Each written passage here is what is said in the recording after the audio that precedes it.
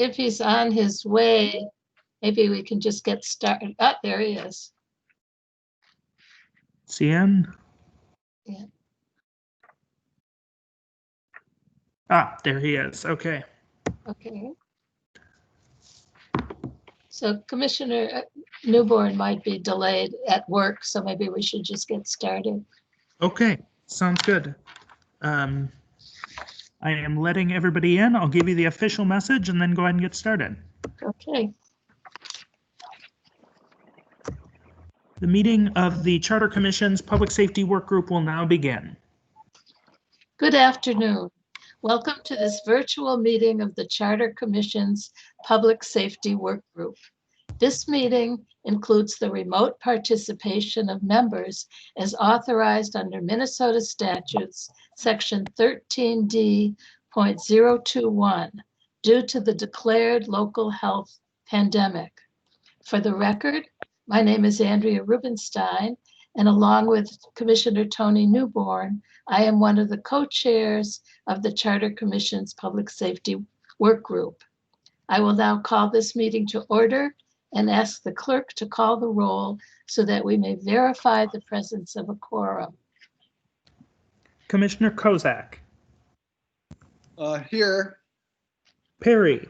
Here. Sandberg. Present. Schwarzkopf. Present. Clegg. Here.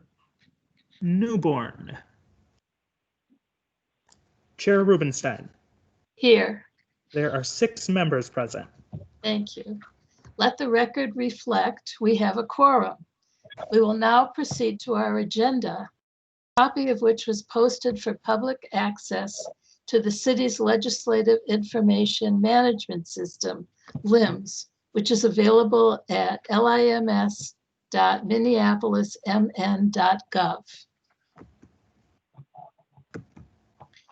Commissioners, the agenda for today's meeting is before us. May I please have a motion to adopt the agenda? Motion Sandberg. Is there a second? Second. Thank you. Is there any discussion before the clerk calls the roll? Hearing none, I'll ask the clerk to call the roll on the motion to adopt the agenda. Commissioner Kozak. Aye. Perry. Aye. Sandberg. Aye. Schwarzkopf. Aye. Clegg. Aye. Co-Chair Newborn. Co-Chair Rubenstein. Aye. There's 6 ayes. Thank you. That motion passes and the agenda is adopted. Item 1 on the agenda is the chair's report. And because this is really our last substantive meeting in the 90-day review period, although we will have one more meeting, which we'll discuss later, I wanted to start with thank yous to Co-Chair Newborn, members of this work group, the government structure work group, and all the other commissioners who have put in so much time to this process, and particularly also, of course, to Chair Clegg.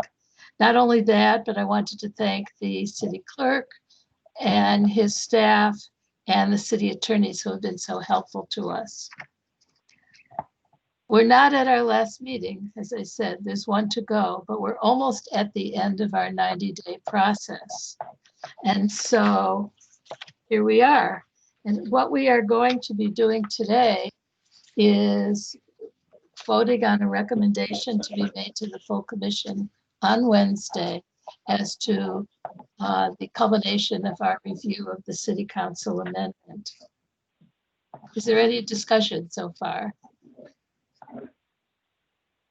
Hearing none, I'm going to move to item 2 on the agenda, which is to consider draft substitutes to the proposed charter amendment offered by Commissioners Abbott and Clegg. But before we do that, I wanted to mention that Commissioner Sandberg had suggested that perhaps we should spend just a couple of minutes talking about what we ought to be considering when we when we're looking at a substitute amendment. For instance, do we approve a substitute amendment if there's a clear legal defect in the proposal, or if it needs greater clarity, or if it needs to comply with the standards we have now established for charter amendments? And Commissioner Sandberg, perhaps you can add to what I've just said. Thank you. I think I turned it on. I think that this is very familiar to those of you when I brought up the comments before about creating expectations, standards, guidelines, whatever you want to call it, about when we request additional time. In this case, it's what do we consider when we do want to prepare a substitute amendment? And Commissioner Rubenstein mentioned a few things that I thought about, which clearly would be if everything else is okay in a proposed amendment, except that there's a legal defect, could we cure that defect and then still have the amendment move forward? That would require a substitute, I assume. Or there could be other issues that probably relate to those, what were they, 6 standards that we developed earlier for when we require additional time.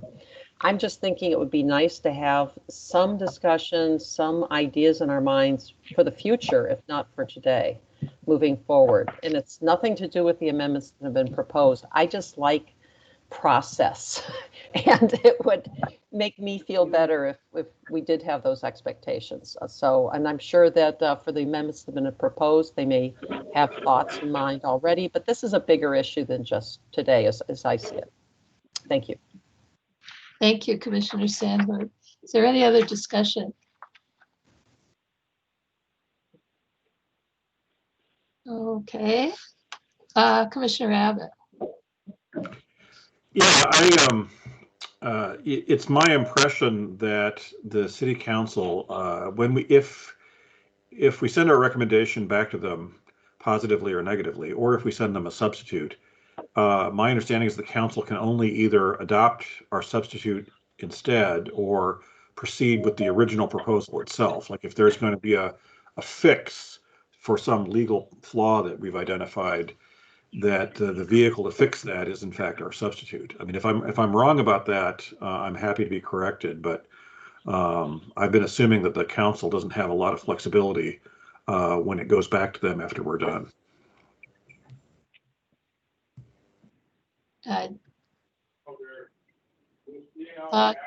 Chair Clegg. Thank you.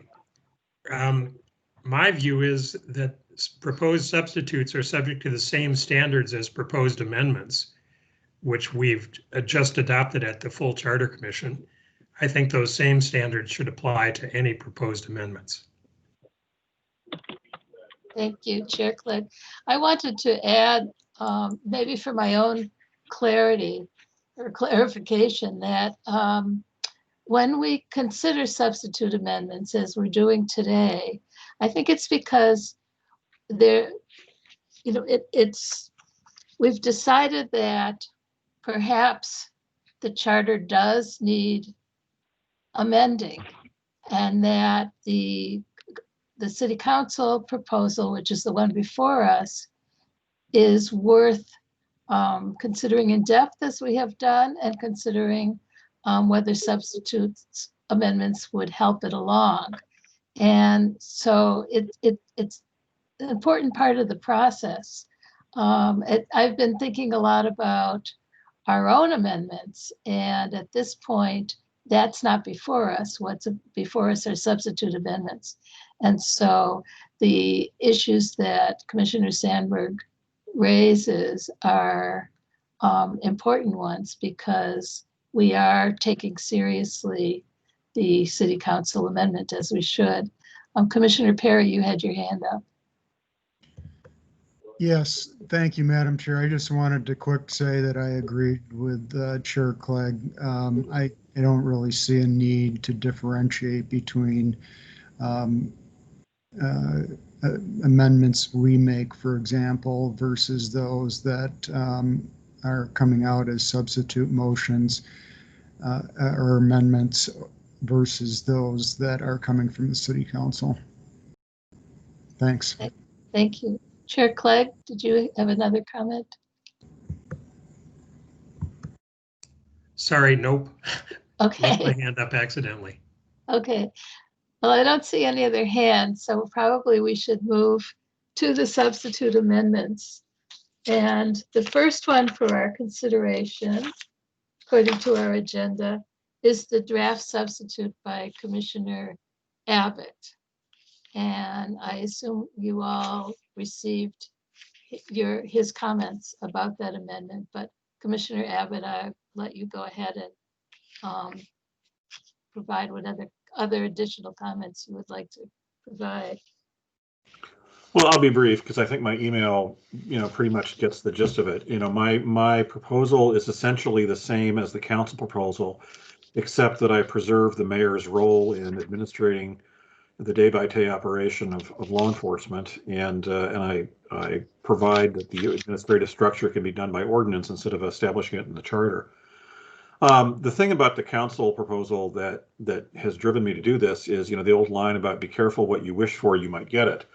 I think the restrictions on the mayor's powers and the administrative complications of the council's proposals are really problematic, as I said back on August 5th. And I do believe that the voters have an interest, a valid interest, in being able to vote on this question about whether we should reimagine the police.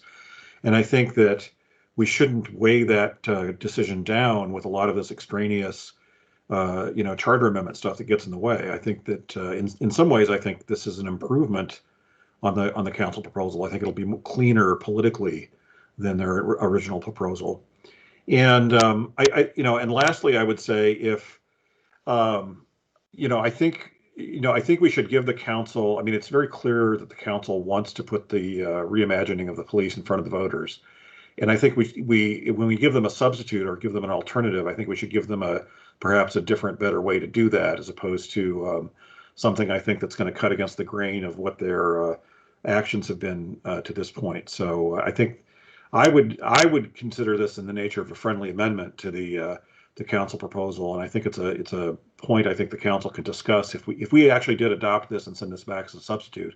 I think this would be I think we would get an interesting debate on the council about whether the mayor part of their proposal is truly necessary or not. And I think that's where I think that's where it sits. My substitute is designed to provoke that discussion and see if they really want to go ahead with the mayoral part when they present this to the voters. I think they should be clear about that, and that's kind of the point of my substitute. So other than that, I'll listen to the discussion and answer any questions that people might have.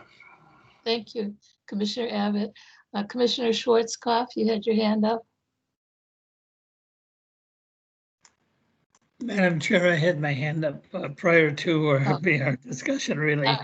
Sorry. I was going to mention, before we started discussing this actual substitute, that what I had planned on doing today was to reject the council amendment, so that's clear, and then lay over the two substitute amendments and meet again next year, see what happens with all the different things that are out there. And at that point, maybe adopt one of these amendments as a actual charter recommended amendment rather than as a substitute.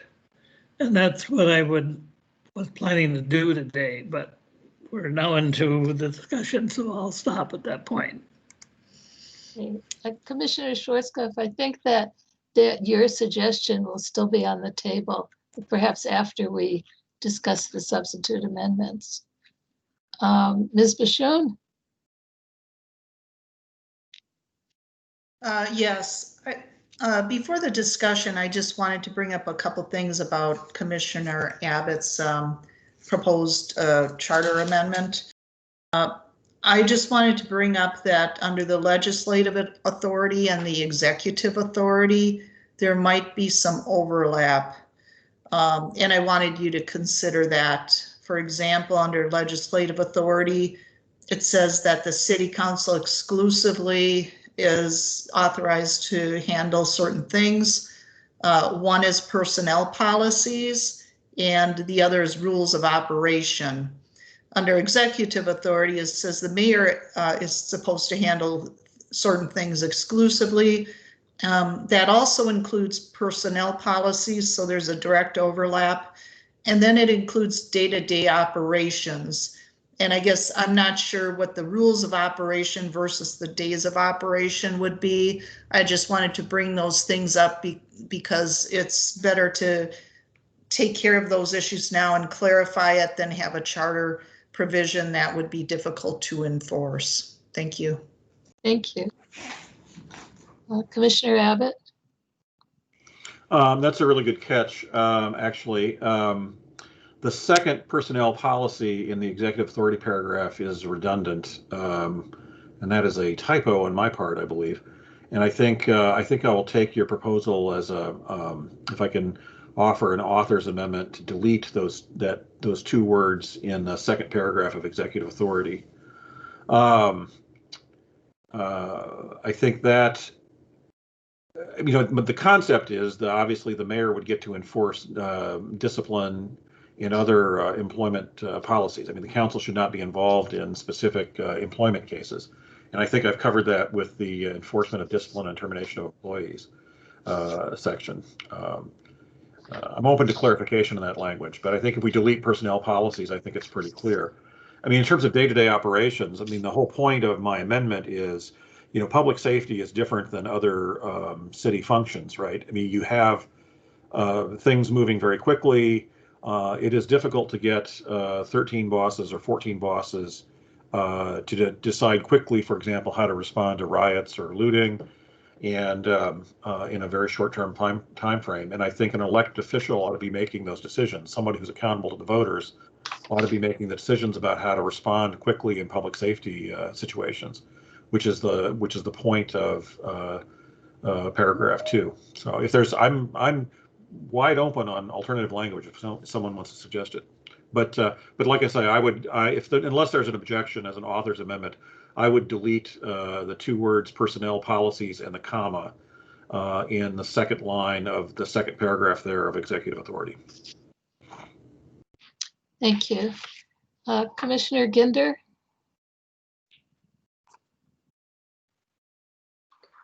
Thank you. I kind of jumped in front of the regular committee because I can only be here until 5 o'clock, but just two quick comments. One is with regard to Commissioner Abbott's statement that the council has two choices, which is either put on a substitute amendment, or put on the original amendment when these go back to the council. There's actually the third one, which is the city council may not decide to put either one on the ballot. They're under no obligation to put either amendment on the ballot, whether it's a substitute, excuse me, or the original amendment. So I just wanted to clarify that. And then the second point is I'm having trouble with Commissioner Abbott's amendment because to me it's a throwback to some degree to the 2018 council amendment, in which there's a large confluence between the mayor and the city council on what they do. And I think that there's a real struggle in there about who has control of what is going to be deemed daily operational. When somebody has the full authority to set policy, and then you say later on, the mayor has full authority to set policy or to set operation. I think there's a whole lot of conflict in there. And I think it's really problematic, and it's reminiscent of the 2018 amendment from the city council. Thank you. Thank you, Commissioner Ginder. Are there any other comments or questions? Commissioner Abbott. Just briefly, I think the division between executive and legislative authority is pretty well understood in the American system. I mean, this is the way the federal government operates, and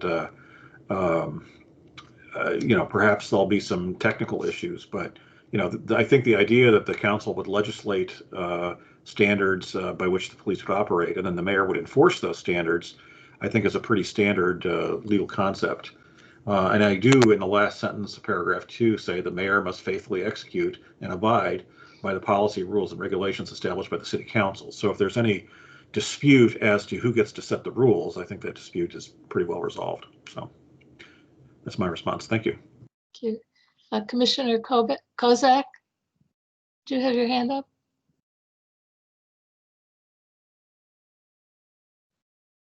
Yeah, Madam Chair, thank you.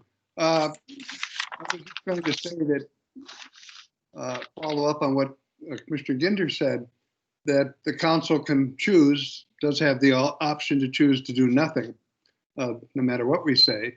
And I just want to remind people that it's our second or third meeting when we had our guests were the city council folks, that I think Councilmember Fletcher was the one who told us that our role in this whole process is pretty much irrelevant, that we had done, you know, that our time was past. So I'm not, I guess I'm just want to suggest that whatever we send back to the city council, they have basically told us they will be deciding, not us, on what their next step is going to be.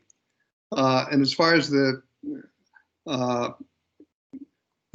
Commissioner Abbott's proposal, it's certainly an improvement, and it clarifies some things that we saw from the original proposal by the city council. But yet I still think it raises a lot of questions about who's going to do what. And the fact that as I read it, I still think that the police chief is going to be reporting to the head of the new department, this new department, and I have a real problem with that. I think the police chief should be reporting directly to the mayor. When you have an operation like a police department that's very hierarchical, I think lines of command are extremely important, and I think this provision in the charter, I believe, goes back a lot farther than a lot of other things we've been discussing, and I think there's no compelling reason to change it right now. And nobody that's come before us in these last 3 months since August 5th has really made the case for why we need to change the authority and reporting structure of the police department. Thank you. Thank you, Commissioner Kozak. Any other hands? I guess at this point we should have a motion to approve the Commissioner Abbott's proposed amendment. Probably should have done that earlier, but at least we could take it to a vote. Commissioner Sandberg? Whoops, yes, I think I would prefer to hear from Commissioner Clegg now, Chair Clegg, and then do the votes afterwards. I know that we would only be sending one as a substitute amendment, but frankly, I think at some point we need to discuss whether, I suspect this is what Commissioner Schwarzkopf is talking about, whether we in fact want to propose our own amendment early next spring, which would have on the ballot, whereas this substitute would not, unless we propose something as a substitute that we would be likely to be consistent with what we might propose next spring. But I would like to hear from Commissioner Clegg also. Thank you. Commissioner Schwarzkopf? That's exactly what I was planning on doing, Commissioner Sandberg, and so therefore I would like to hear from everybody also, but then I'd like to kind of lay it over and see what happens next year. Okay. Thank you, Commissioner Schwarzkopf. I wanted to add, as long as we're still discussing, before we go on to Commissioner Chair Clegg's amendment, I also had some thought about Commissioner Abbott's proposed amendment. I would say that I very much appreciate this effort to address the key issue of separation of powers. But I feel that I could not support this amendment partly because I see this as a part and parcel of the work that the government structure work group is doing, and they're just getting started. I also think it while it clears up some of the vagaries of the city council amendment, especially if it does define separation of powers, subject to what Ms. Bashoon just said. I think it shares too many of the flaws of the city council amendment in that it demotes the police chief, keeps in the word may in terms of establishing a law enforcement function, and this would raise a concern under state law. And it establishes the same charter department that the city council wished to establish, when it could be done without charter change, because the city council already has the authority to establish a department, even if it's not a charter department. Also, if we apply our standards for review of proposed charter amendments, I wanted to run through those very briefly. Is it germane to the charter? Well, yes, that it is. Is it well considered? With all due respect to Commissioner Abbott, and without doubt well considered by him, it reflects the lack of consideration by the city council in seeking to establish a charter department in the absence of a plan, community engagement, and so forth. Is it clear and specific? I thought initially it was as to separation of powers, but now I think that matter is a little bit in doubt. Does it interfere with the right of voters? In a way it does, because it incorporates the uncertainty that was in the city council amendment. Is it consistent with state law? I think that's a real question. And is it necessary to accomplish its intended objective? Again, we don't need a charter change to establish a new department. So for that reason, I would not support the substitute amendment. I do think that it's something that we want to reconsider later on, as Commissioner Schwarzkopf suggested, because it's still an important question, but I don't see why we have to be limited in our 90-day review as to resolving that question now. Commissioner Abbott. Just a quick clarification. My proposal establishes the mayor would be supervising the law enforcement service function. That's paragraph 3. Paragraph 3 should be A. Actually, there's another. I apologize. It should be 3A, Division of Law Enforcement Services. So. So it doesn't have that flaw of the council proposal by pushing the direction of the law enforcement function into the city bureaucracy. Okay, thank you. Any other comments? Okay.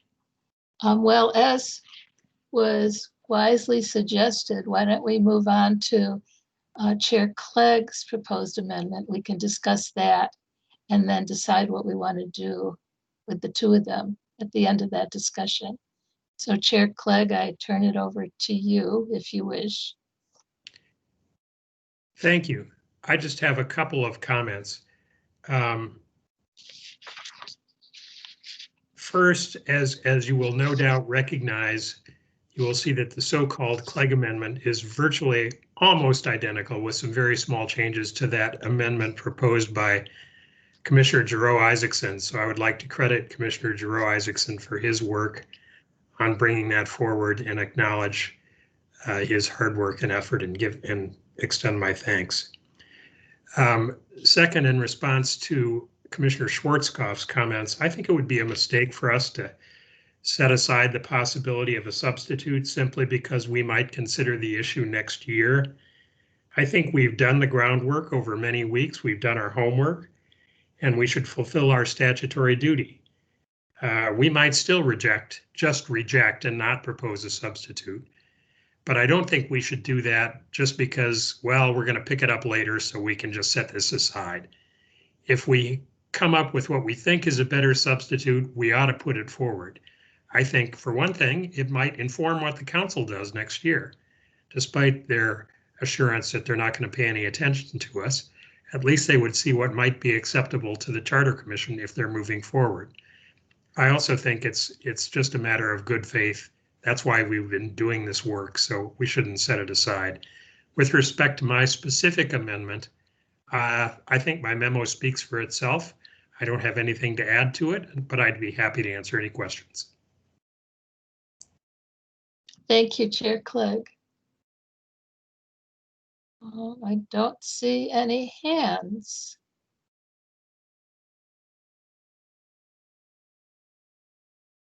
Okay, Commissioner Perry. Yes, thank you, Madam Chair. I think I want to thank Chair Clegg for his work as well, and thank Commissioner Abbott as well. I think both the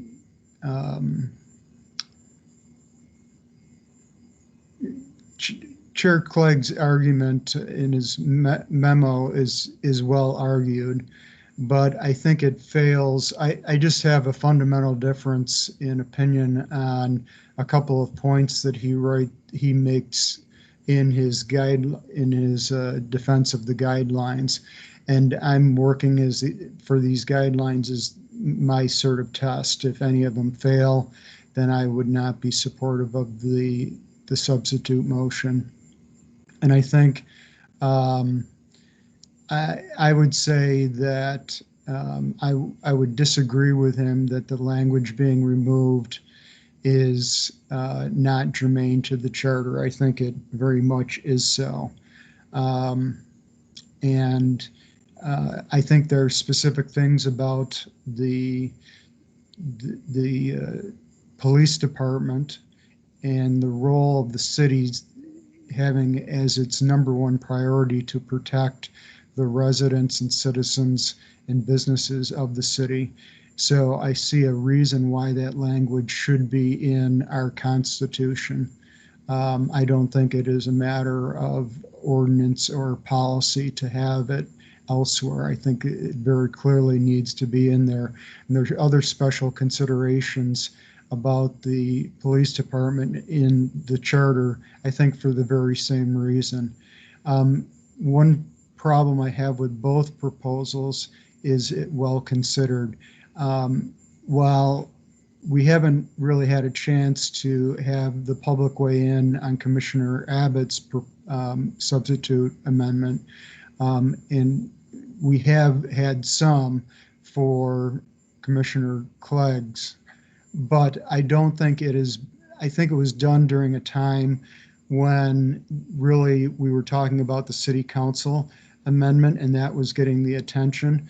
There was very little time to notice the meeting. I think we did the bare minimum that we had to notice the public hearing meeting that we had. And so I have a hard time voting for this for those two reasons. And so I would instead, I think Commissioner Clegg has argued for the rest in his memo for why we should not be supporting the city council's proposed amendment. And I think with these that I mentioned, the guidelines not meeting, for me anyhow, meeting muster, I would say that we should be rejecting both proposals and reject the city council amendment as well. Thanks. Thank you, Commissioner Perry. Commissioner Sandberg? Thank you. I found the Clegg memo just fine, and I think that it meets the standards. My question is more now or later. If we put this in as a substitute amendment, and the city council can certainly reject it, would we then want to consider it as our own amendment in the spring? I'm reluctant to rule that out. I think it's, you know, when we considered this a few months ago, I was a very strong proponent of this very change, and I continue to be. But I understand we might want to let the city council mull it over a bit. I'm not quite sure where that would go. I'm just trying to figure out in my own mind the advantage of doing it now versus later, except for the possibility of a conflict later, because I believe Attorney Bashoon was very clear in her admission to us a few months ago about being careful of conflicts. So, so that's my thinking at this point, and I need to think about it a bit more. Thank you, Commissioner Sandberg. Commissioner Kozak?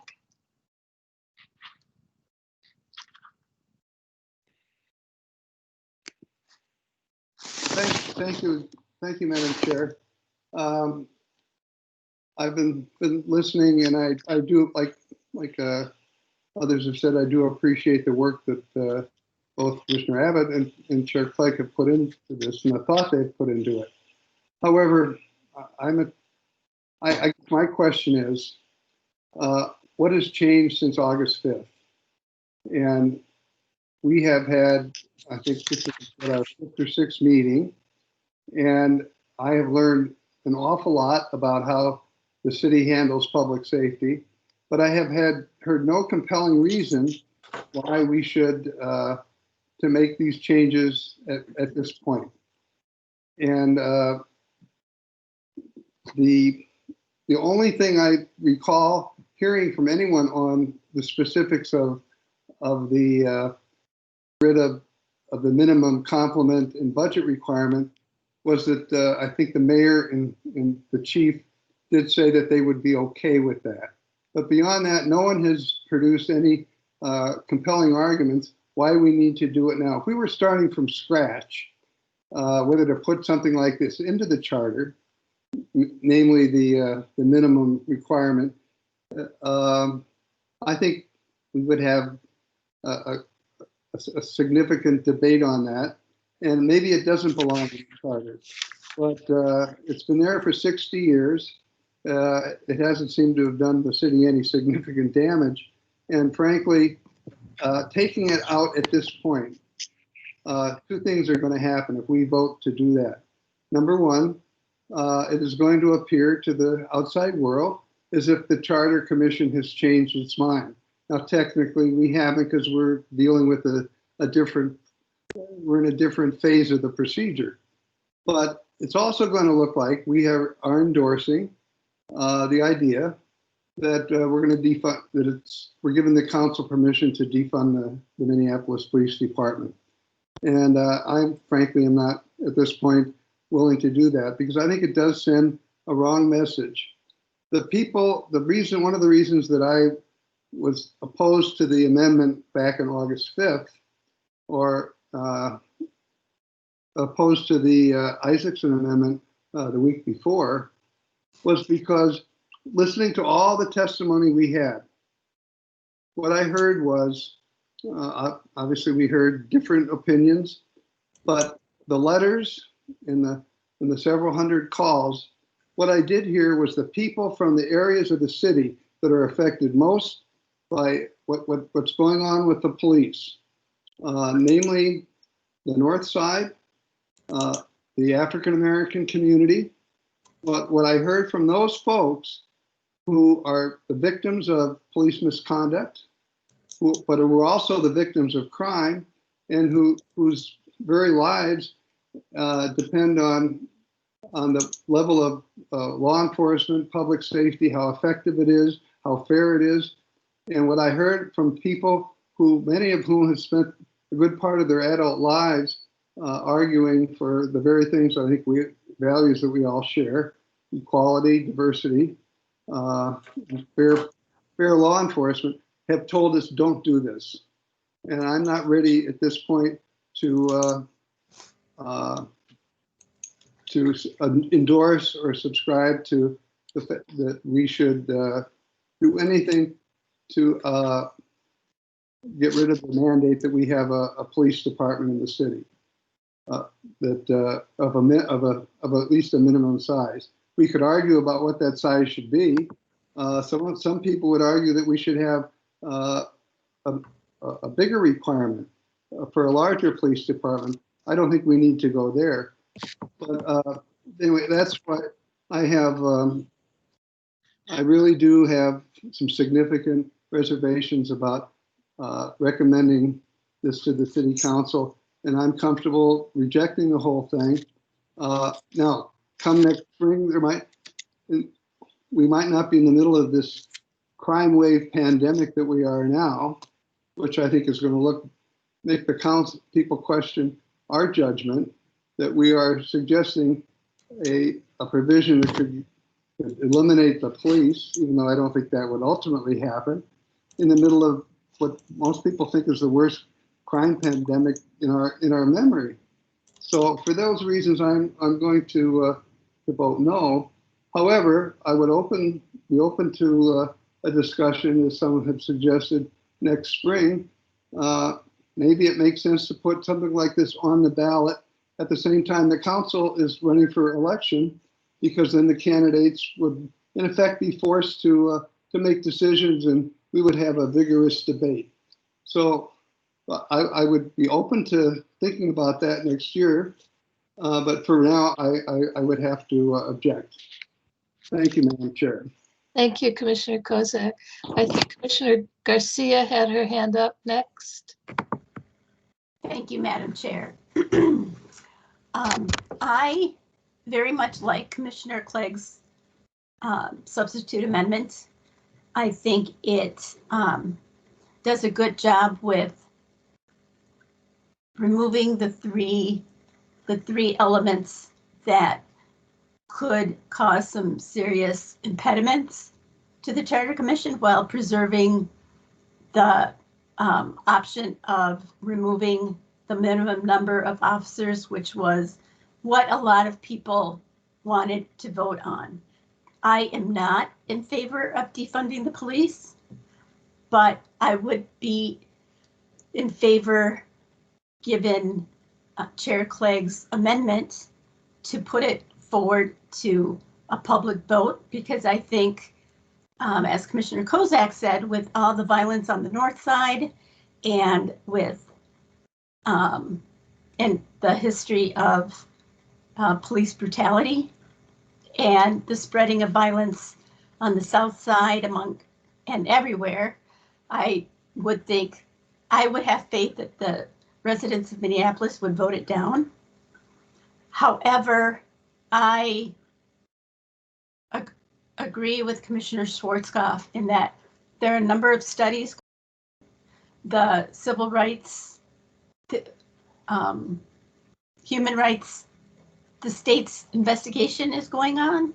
And I think we ought to wait and let those play out and see what comes of that. And I think that may play into what would be part of an amendment. And I also think that the lawsuit that residents of the north side have against the city of Minneapolis regarding the number of police is something that is valid and ought to be respected. And I would hate to undercut that by putting forth Commissioner Clegg's amendment at this point in time. Thank you. Thank you, Commissioner Garcia. Chair Clegg, you had your hand up next. Thank you. I just wanted to address Commissioner Kozak's question about what's changed since August 5th. Well, what's changed is it's 3 months later now. I voted against Commissioner Giroux Isaacson's proposal in August. And I voted against it because I didn't think we'd done our homework and didn't look at it for a sufficient period of time, and the public didn't have sufficient notice. But we've been working on this for 3 months. We've heard from the police department, we'd heard from the mayor, and we didn't ask the mayor if he was, quote, okay with this change. We asked him what did he see as a barrier to charter to change in the police department that was in the charter. And he said he thought the minimum funding and staffing provisions were barriers to change. So the mayor didn't say, well, I guess I'd be okay with it. He said we need to get rid of this because it's a barrier to change. And that's one reason I'm making the proposal now. And that's why my vote now will be different from my vote in August. Thank you. Thank you. Commissioner Mecci?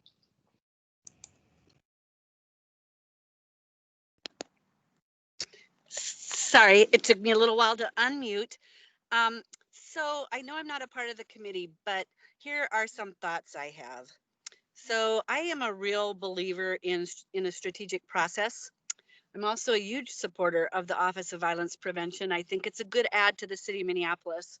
But like Commissioner Garcia said, there's a workforce study going on, a 911 study going on. There's the Northside lawsuit going on.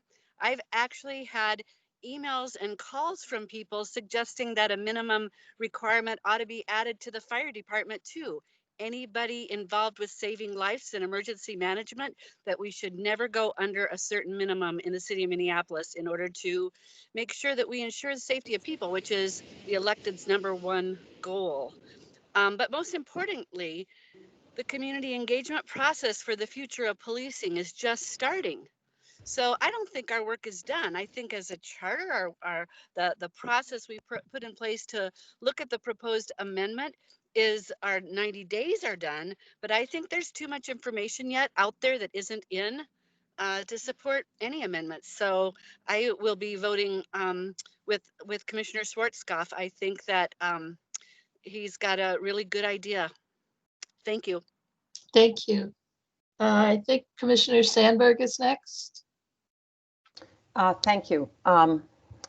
Well, as I think I said a few months ago, I really hate dedicated taxes and required minimums. But in this case, I have concerns about a required minimum for the very reasons I believe Commissioner Clegg was referring to, that this may in fact totally defeat efforts to shift resources around to deal with public safety issues. This is not defunding. I'm just saying that if we're going to reimagine, having a required minimum could be a big problem. Having said that, I am very sensitive to some of the comments that there's a lot going on right now. And even if we vote to pass this today, the council can totally ignore it. So I think what I'm thinking that waiting, even though, yes, I know we're going to be very busy with redistricting, but waiting a few more months may not be a bad idea. But I still like the concept, and if we don't do it now, I would definitely vote to do it probably later. Thank you. I think Commissioner Abbott was next. Yeah, I think I have to say I'm a little frustrated because I think, you know, we really don't have any actual power in this body. I mean, our real our ability to deal with this process is really more persuasion and advice. And you know, the question I think is, I mean, the city council, who is a democratically elected body, has placed this in front of us for our review and our advice. And we have an opportunity, I think, to give them back a substitute, which is an improvement on their original proposal. I think if we give them a negative recommendation on their proposal, or if we don't really take the opportunity to kind of engage with the text that they've given us, I think we lose whatever little power we have of persuasion. And you know, as I said on August 5th, I have some serious issues with the draft that the city council gave to us, and that's why I've done my amendment. And the tenor of the discussion here is not how can we help. The tenor of the discussion is kind of, you know, in the abstract, you know, if what would we do in the abstract? And I think that's not the proper frame of mind at this point. And I think we've done enough. I think we've done public hearings. I think we've done. I think it's time to make a decision on the question of whether or not we should just put this off for a few months. You know, I'm on the government structure work group, and I mean, I think this, if we kick this back to the council with a recommendation, with a substitute that gives them a chance to do something different with the mayor's role in all of this. And we get some feedback from the council right away on that topic. I think that will really inform how we proceed on the government structure side. I mean, I am quite aware that the council proposal and my substitute kind of really interact with kind of the overall structure kind of proposals that we're kicking around in the other work group. I'd like to get some feedback on that. I just think I think if this is headed where it seems like it's headed, which is just kind of a negative recommendation and no further data, I don't think that I don't think that helps us on government structure. I don't think it helps the council solve the issues we have with their current proposal. And I think we, like I say, our most powerful tool here is advice. You know, how do we make this better? Our most powerful tool is to be constructive. And I think we're gonna. I think if we just say negative recommendation, I think we leave that tool on the table, and I think that's a mistake. So. Thank you. Commissioner Kozak?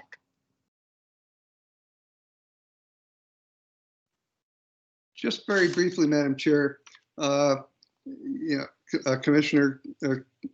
Chairman Clegg, your point was well taken, and I probably didn't remember accurately exactly what the mayor had to say, and he was more emphatic than I suggested. However, what hasn't changed since August is the fact that we have yet to see any plan.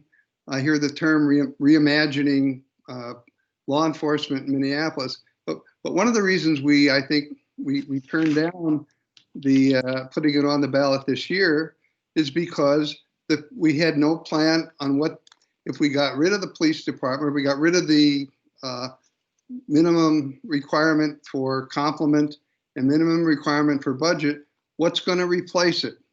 And we still have not. We've been promised the plan. They told us it would take a year. And we know no more. I know no more about what they're planning, what they have in mind now than we really did back in August. And so that's, while it may be an impediment to wholesale change, before I'm willing to agree with that, I'd like to see what change they're contemplating. And we still really don't know how that's going to work. And perhaps next spring we will. And the council, of course, as we know, they are perfectly capable. They can come back next year, do what they did this year, only do it in a more timely way. And we'll have the option really only of reviewing it and going through the same exercise, only they'll do it in a way that we can't run the clock out. So they still have all the cards on are on their side of the table. But I still think that by doing this, we still don't know what the plan is. If we get rid of this provision, we have no idea what the new law enforcement structure of the city of Minneapolis is going to look like. Thank you. Thank you. Commissioner Mecci?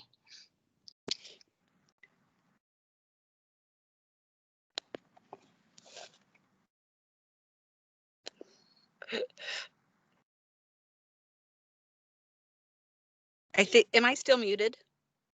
No, you're okay now. Okay, so I do not have my hand up. I am trying to take it down, but somehow my phone is popping up maps and I can't even get back to it. Okay. Sorry about that. Okay. Commissioner Perry? Thank you, Madam Chair. Yes, you know, the question I have for Chair Clegg is what you mentioned what has changed. We have learned a lot through our research. Lyle has pointed out there's a lot more to be learned. So I think we'll be in a better position to make a recommendation, whether it's and at that point it would be our own recommendation to put something on the ballot. But when it comes, the question I have for you to help me out with your with your proposal is, I talked about the two guidelines, and what I'm wondering is, on the one, what has happened between now and 3 months ago, on the community engagement side, that was one of the questions I had. I don't see us having done very much on either proposal, but on yours, it seems to be, we did have that one community or public hearing, but it happened under very tight time constraints, and it was sort of in the midst of all these other public hearings we were having around the city council's proposed amendment. So that's one of the two guidelines that I'm having a problem with. So I'm wondering if you could help me out with that.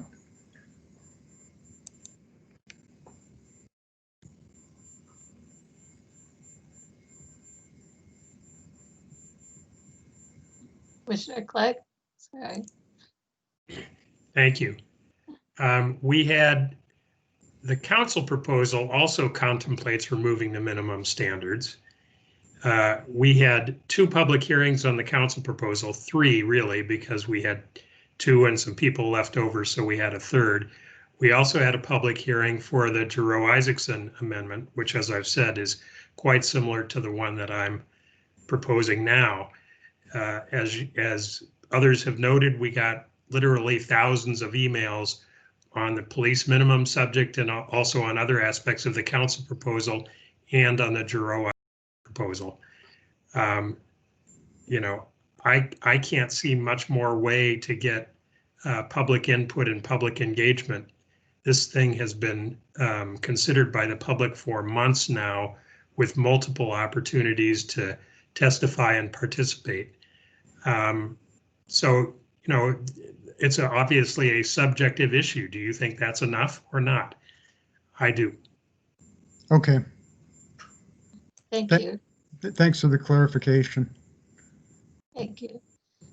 I would, looks like we don't have any other hands up, but I wanted to add what I was thinking about, which is, first of all, expressing great appreciation to both Commissioner Abbott and Chair Clegg for their effort. In particular, when I read Chair Clegg's memo, I thought it was very well done. I agreed with everything. I was one of the people who voted in favor of that similar proposal back in July or August. And I did so in large part because the people of the city of Minneapolis had expressed such strong emotion about having something on the ballot, whether they were for or against the charter amendment, they wanted to vote on it. And that seemed to me to be a very logical way to put something on the ballot to vote for. I never thought, and still don't think, that the city council amendment really addresses the issue, that although people were led to believe, I think, that the right to vote would be equivalent to ending the issues with the police department. I don't think it was. And so I went into this meeting thinking that, although concerned that really even to propose or to vote on a substitute amendment at this time was somewhat meaningless, because nothing is going to happen as far as a ballot question goes until next November.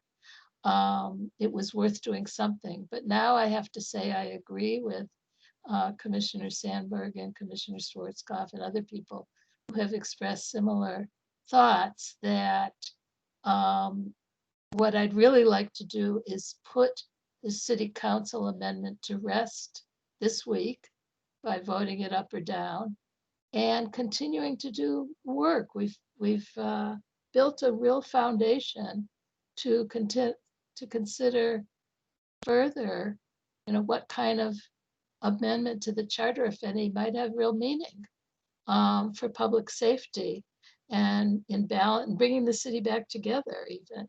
And so for that reason, I have to agree that I would rather not vote on a substitute, vote to approve a substitute amendment at this time, but to reconvene later when the various things that are missing from our equation, including, as Commissioner Garcia said, the lawsuit, the Human Rights Department investigation, some studies that are going on now, and other information that we simply couldn't get within the 90 days to be available to us. So those are my comments. And are we, Commissioner Sandberg? Are you looking for a motion? Yes. I move that we reject the city council amendment and agree to move forward with further discussion next spring.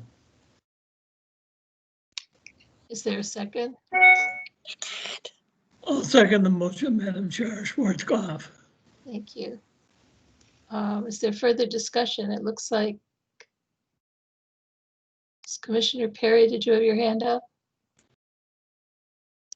Twitchy finger. Okay. I was going to second, but Lyle beat me to it. Okay. Are we ready to bring it to a vote? If so, I will ask the city clerk to call the roll. Commissioner Kozak, Aye. Perry, Aye. Sandberg, Aye. Schwarzkopf, Aye. Clegg, Aye. Newborn, Aye. Rubenstein. Aye. There are 7 ayes. Thank you. The motion carries. And I think we have now covered item 3 in our agenda, as along with item 2. So we're down to item 4 on our agenda, which is to discuss next steps for the work group. I had in mind of discussing Commissioner Schwarzkopf's suggestion, but now we have also covered that. So thank you for that. As far as the work of this work group and on the city council amendment, we will be reconvening in 2 weeks, if everybody's okay with that date, to finish the report. Our work has concluded, besides reviewing the amendment and gathering all the information that we've gathered and interviewing many people. We are to come out with a recommendation and a report. We have the recommendation for the full Charter Commission on Wednesday, but we do want to commit to writing information about what we did and why we came to the conclusion that we came. And I had sent around to members of the work group the outline that I had drafted back in July or August before the 60 days were up. And I would suggest, if you like, we can use that just as a working document. Also, I welcome any volunteers to help with writing a draft report for us to review at the next meeting. Chair Clegg's memo today will be very helpful to be incorporated in the report. And also whatever we've done before now will be helpful as well. So that's where we are. That's our next step. And then I think our business will be done until assuming we reconvene after we have the additional information we need. So I don't think that requires a motion, but if I think somebody else had their hand up. Commissioner Perry.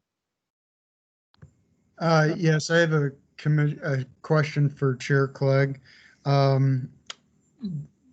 What happens to, and maybe the committee chairs already know this, so I guess it's open to any 3 of you.